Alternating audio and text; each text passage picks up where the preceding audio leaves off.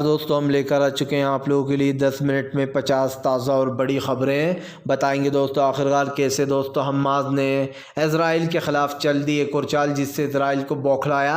आखिरकार क्यों दोस्तों हेमंत बिस्कर्मा को राहुल गांधी ने बता दिया देश का सबसे भ्रष्ट नेता, क्यों ईवीएम के ख़िलाफ़ दोस्तों सड़क सड़क मचा है हंगामा, और क्यों आखिरकार नीतीश कुमार के एनडीए में जाने को लेकर बीजेपी ने फैलवाया झूठ तो भड़क गए तेजस्वी। तो तमाम मुद्दों पर होगी बात, लेकिन उससे पहले अगर आपने अब तक हमारे चैनल को सब्सक्राइब नहीं किया है जल्दी से कर लीजिए। पास में एक घंटी आएगी, इसको भी दबाइए ताकि हर वीडियो की अपडेट आपको मिल पाए। दरअसल दोस्तों आपको बताते चले फ़िलहाल एक बार फिर से मच गया बवाल। जी हाँ, आपको बताते चले दोस्तों यमन के हूतीज़ ने उड़ा दिए अमेरिका के कई दिग्गज ठिकाने।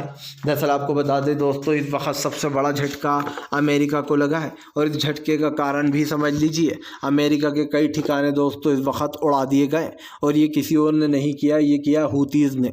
आपको बता दें हूतीज़ और अमेरिका के बीच में काफ़ी लंबे समय से ये चल रहा था, जिसके बाद अब फिर से हूतीज़ ने दोस्तों अमेरिका को सबक सिखाने के लिए ये सब कुछ किया है। आपको बताते चले दोस्तों फ़िलहाल एक बार फिर से राहुल गांधी ने हेमंत बिस्कर्मा को बता दिया देश का सबसे भ्रष्ट नेता। दरअसल आपको बताते चले राहुल गांधी का कहना है कि हेमंत बिस्कर्मा इस देश का सबसे भ्रष्ट सीएम है। वही नहीं, हेमंत बिस्कर्मा एंड उसकी फैमिली भी पूरी भ्रष्ट है। उन्होंने कहा उसकी बीवी और उनके बेटे पर भी कई भ्रष्टाचार के आरोप लगे हुए हैं। हाँ दोस्तों, और यही बात है जो राहुल गांधी ने फिर से एक बार घेर लिया है। आपको बताते चले दोस्तों फ़िलहाल यमन के हूतीज़ को ख़त्म करने के लिए अमेरिका ने भेजा जहाज़ ग्रीस से, तो जहाँ आपको बता दें सैनिकों ने कर दिया हमला करने से साफ इनकार, जिसके कारण बढ़ गई है अमेरिका की मुश्किलें। दरअसल आपको बताते चले ग्रीस से अमेरिका ने एक जहाज़ भेजा था भरकर सैनिकों से जहाँ हूतीज़ पर हमला करने के लिए, लेकिन आपको बताते चले अब तमाम लोगों ने हूतीज़ पर हमला करने से इनकार कर दिया है। उनका कहना है कि वो हूतीज़ पर हमला नहीं करेंगे, और उन लोगों ने अपना इस्तीफ़ा भी दे डाला है। आपको बताते चले दोस्तों गली गली मचा है शोर, ईवीएम को लेकर फिर मचा सड़कों पर हंगामा, ईवीएम को करो बैन। दरअसल आपको बताते चले दोस्तों ईवीएम को लेकर अब एक और नया मोर्चा खुल गया। जी हाँ, और ये आपको पता ही है कि ईवीएम के ख़िलाफ़ 25 तारीख से एक और मुहिम शुरू होने वाली है, जहाँ पर दोस्तों ख़ास करके ये लोकतंत्र को बचाने की एक मुहिम है, क्योंकि सब मानते हैं कि जब से ईवीएम आई है तब से दोस्तों बड़े बड़े घोटाले हो रहे हैं, और इस बात को झुटलाया भी नहीं जा सकता है। यही कारण है जो फिर से इस ईवीएम को लेकर बवाल मच गया है। लेकिन उससे भी बड़ा बवाल मचा हुआ है दोस्तों, जहाँ पर भानु प्रताप, महमूद कचारिया और प्रशांत भूषण तमाम लोगों ने ईवीएम के ख़िलाफ़ मोर्चा खोल रखा है और साफ़ कह दिया है कि वो ईवीएम को बैन करा कर ही रहेंगे चाहे कुछ भी हो जाए, क्योंकि जब तक ईवीएम से चुनाव होता रहेगा तब तक बीजेपी इसी तरीके के दोस्तों गेम करती रहेगी। आपको बताते चले दोस्तों फ़िलहाल राहुल गांधी की भारत जोड़ो यात्रा में जुड़ गया जन सैलाब। राहुल की यात्रा का जन सैलाब देखकर बीजेपी बुरी तरीके से बौखलाई। दरअसल दोस्तों साफ दिखाई दे रहा है कि राहुल गांधी की दोस्तों न्याय यात्रा में जन सैलाब उमड़ रहा है, और यही कारण है जो राहुल गांधी को दोस्तों जनता का प्यार और सपोर्ट भी मिलता चला जा रहा है। अब राहुल गांधी के साथ दोस्तों जनता जुड़ती चली जा रही है। आपको बताते चले राहुल गांधी ने तमाम लोगों का धन्यवाद किया और एक कोड जारी किया है कि अगर आप भी राहुल की भारत जोड़ो यात्रा में जुड़ना चाहते हो तो आपके पास वो टिकट होना चाहिए। दोस्तों टिकट जारी कर दिए कांग्रेस ने। इतना हुजूम देखकर कांग्रेस गदगद है, क्योंकि आने वाले समय में लोकसभा का इसका गहरा असर दिखाई देगा।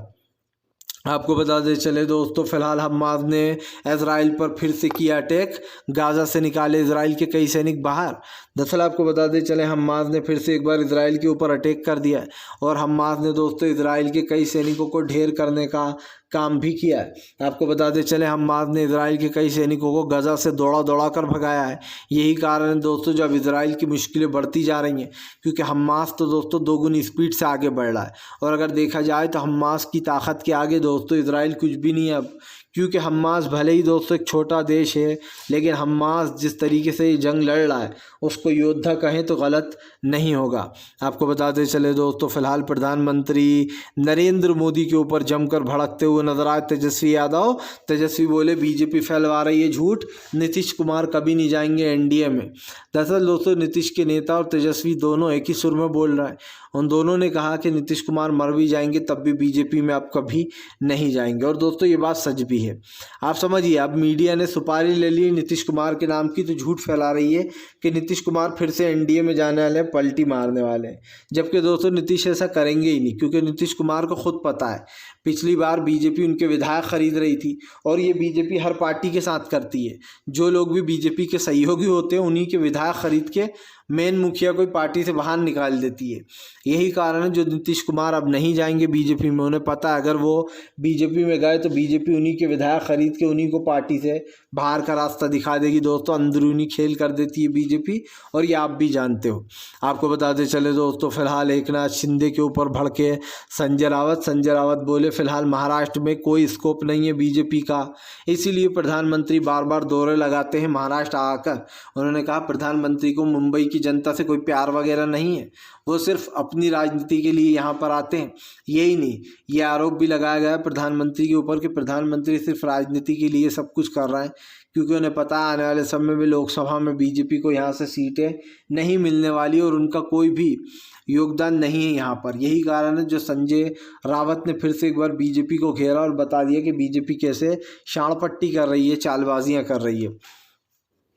आपको बताते चले दोस्तों, फिलहाल हूतीस की ग्रीस से जहाज़ भरकर भेजा गया हूतीस को ख़त्म करने के लिए, लेकिन दोस्तों गेम उल्टा पड़ गया।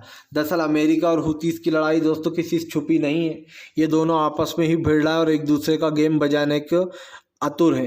यही कारण है जो अब दोस्तों उल्टा गेम यहाँ पर अमेरिका का बचता हुआ नज़र आ रहा है, क्योंकि हम आपको बताते चलें फिलहाल एक बार फिर से अमेरिका के ऊपर हावी पड़ा है यमन के हूतीस ने साफ कर दिया है कि वो किसी भी तरीके से इस चीज़ को दोस्तों ख़ास करके जो चल रहा है झगड़ा और गज़ा में जो लोगों की मौतें हो रही हैं उसको रोक कर रहेंगे। हूतीस किसी से डरने वाले नहीं है दोस्तों। उन्होंने फिर से एक बार ये साबित कर दिया है कि उनके सामने कोई भी आ जाए वो नहीं डरेंगे, वो नहीं रुकेंगे। आपको बताते चले दोस्तों, फिलहाल प्रधानमंत्री नरेंद्र मोदी के ऊपर जमकर भड़के अखिलेश यादव। अखिलेश बोले बीजेपी ने जनता का विश्वास तोड़ा है, पिछले 10 सालों में सिर्फ महंगाई और गरीबी को बढ़ावा दिया गया है। दरअसल दोस्तों इन दिनों महंगाई, गरीबी और बेरोजगारी को लेकर जमकर हंगामे मचे। यही कारण है जो फिर से अखिलेश ने बीजेपी को घेर लिया। अखिलेश ने कहा कि बीजेपी धर्म के नाम पर लोगों को बांट रही है और सिर्फ असली मुद्दों से भटकाने का काम है। यही नहीं दोस्तों, बताते ये भी जा रहा है कि राहुल गांधी की भारत जोड़ो यात्रा से बीजेपी में डर है, इसीलिए अखिलेश ने बीजेपी को जमकर लपेटा और बता दिया कि कैसे वो सिर्फ मंदिर के नाम पर राजनीति कर रही है, जो लोगों से वोट मांगने के काम आएंगे 2024 में। उन्होंने कहा कि राम मंदिर के अधूरी प्राण प्रतिष्ठा की जा रही है सिर्फ अपने राजनीतिक लाभ के लिए, और ये सही नहीं है कि धर्म को भी राजनीतिक लाभ में ले आए। और दोस्तों बहुत सारे लोग हैं जो इसका जमकर विरोध कर रहे हैं, बड़े बड़े शंकराचार्य हैं जो इस चीज़ का विरोध कर रहा है। आप समझिए मोदी जी का बस नहीं चले वरना शंकराचार्य को भी कहलवा दें कि ये भी दोस्तों आतंकवादी हैं या फिर देशद्रोही हैं, क्योंकि बीजेपी के तमाम नेता हिंदू विरोधी साबित कर देते हैं। जो भी इस तरीके की बातें बोलता है कहते हैं ये तो हिंदू विरोधी है। अब अच्छा है शंकराचार्य को नहीं किया, वरना इनका बस चलता तो उनको भी कह देते। आपको बताते चले दोस्तों, फिलहाल हमास इजराइल की जंग के बीच में रूस फिर से पहुंचा दोस्तों विदेशी दौरे पर। दरअसल बताया जा रहा है रूस जो है दोनों देश में युद्ध विराम लगाने के लिए फिर से विदेश निकल पड़ा है और वो विदेश के दौरे पर है, तमाम मुद्दों पर बात करेगा। आपको बताते चले माना ये भी जाता है कि रूस इस लड़ाई में मदद कर रहा है, जमकर मदद कर रहा है हमास की, और वो कई हथियार भी मुहैया कराता है। ऐसे में दोस्तों आपको बताते चले अब फिर से एक बार रूस विदेशी दौरे पर है। माना यही जा रहा है कि रूस हो सकता है दोस्तों फिलहाल इन देशों में फिर से दोस्ती करा दे, क्योंकि आपको बताते चले खैर जितनी अब तक मौतें हो गई हैं वो बहुत बड़ा आंकड़ा है। 25,000 कोई छोटा मोटा आंकड़ा नहीं होता, ये आप भी जानते हैं दोस्तों। और इस आंकड़े को लेकर बवाल मचा हुआ है, क्योंकि जाहिर सी बात है इतना लंबा आंकड़ा और इतनी सारी मौतें दोस्तों, इसका जिम्मेदार कौन है, ये सवाल तो उठता है। फिलहाल वीडियो अच्छा लगे तो कृपया इसको लाइक कर दें, चैनल पर पहली बार आए सब्सक्राइब ज़रूर करें ताकि ऐसे वीडियोज़ आगे भी मिलते रहे और आप